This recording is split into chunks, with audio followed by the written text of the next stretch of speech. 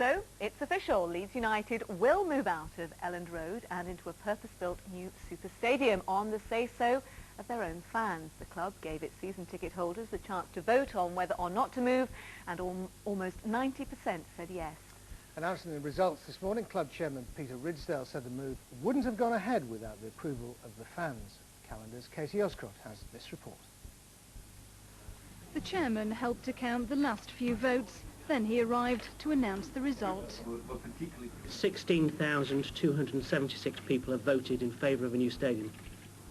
2,301 have voted against. An overwhelming yes from the fans. The thing that stands out in all of this is the club's willingness to give the fan a vote. And having done that, the fan has had its say, he's voted unanimously to support the club, which again is a pat on the back for the leadership of the club.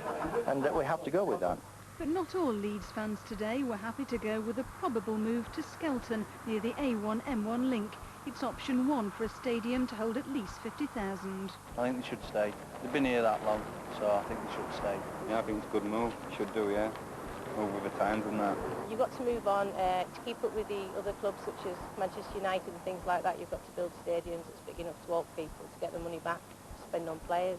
Eddie Gray. Players like Eddie Gray were part of the great Leeds team of the 70s. Oh, good footwork by Gray. Still going. Oh, what a lovely goal. The club says it will take the supporters and their memories to the new ground. So, in a move unique in English football, it's the fans who've given Leeds United the go-ahead to consign Elland Road to history. The club could be playing elsewhere by the start of the season in 2004. Generations of football fans have watched their beloved game transform into a worldwide business. Today's Leeds fans have gone further and helped make the decision to take their club into a new era. That was Katie Oscroft reporting. Joining me now is the Leeds United chairman, Peter Ridsdale. Peter, were you surprised by the enormity of the majority of this vote? Yeah, I was stunned. I thought it would be closer to just over 50%. I was hoping for a vote in favour because I think it's right for the football club.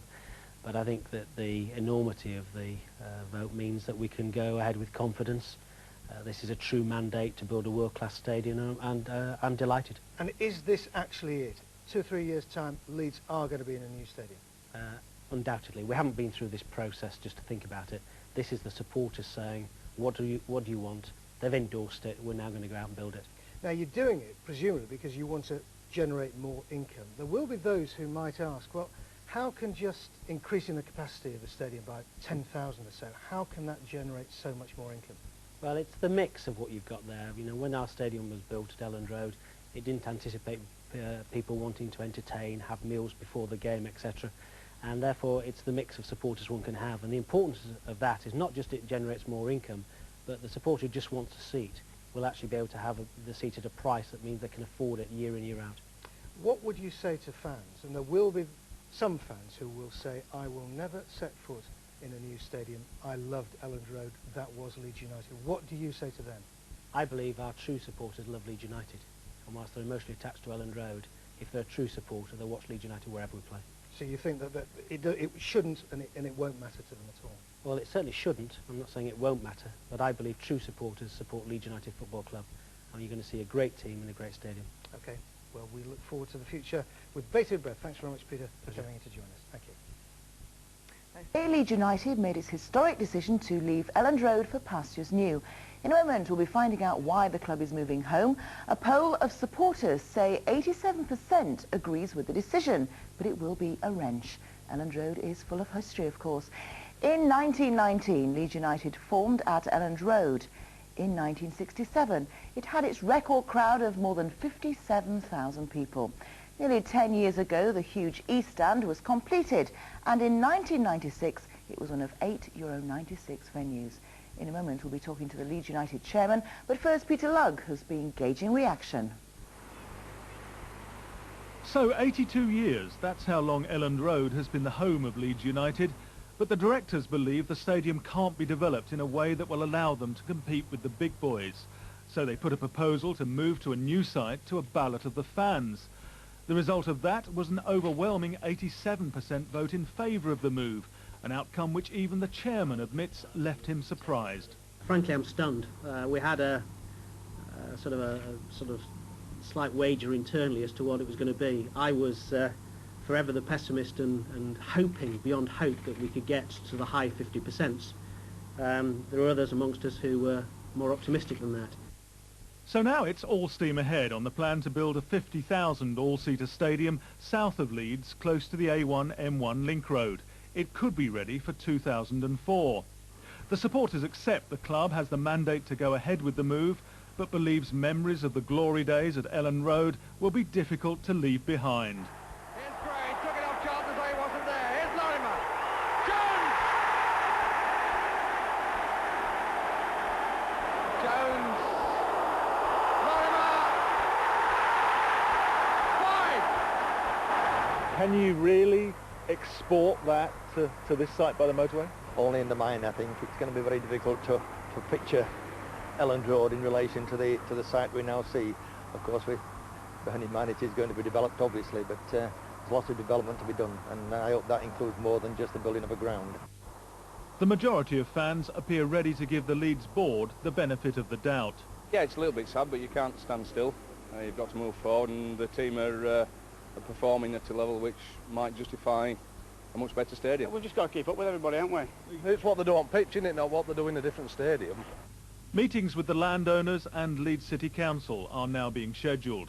The club is already seeking a global sponsor for the new stadium. Drinks and tobacco firms and sports suppliers have been ruled out. Peter Lugg, BBC Look North, Leeds. Yes, and Chairman Peter Ridsdale joins me now. In a way, it is very sad, isn't it? I know you say it's progress, but it's also tradition. Of course it is, and I haven't tried to pretend that we're going to ever forget our history. But we have to move on. We have to compete with the best, and to compete with the best we need the income stream.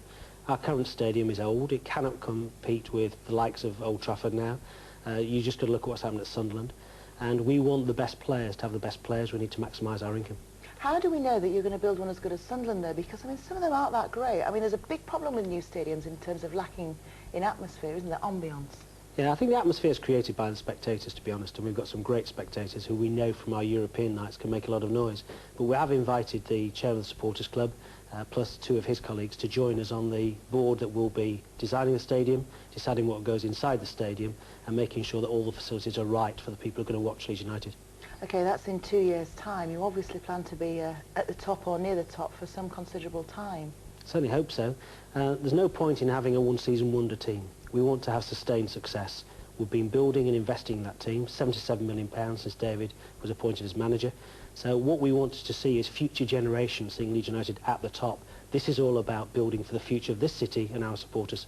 I can't imagine they're not saying down at Elland Road, Peter. I really can't. Yeah, but that's because you're used to saying that. I'm sure people could say, you know, Roker Park or Burndon Park. We're playing Bolton tomorrow. They moved. We have to move on. And however sad it is, this is going to be a world-class stadium, world-class city, world-class team. But isn't it business versus tradition in a way, isn't it? Not at all. When spectators want us to invest in new players, where does the money come from? We've done very well with our season ticket prices of the last few years.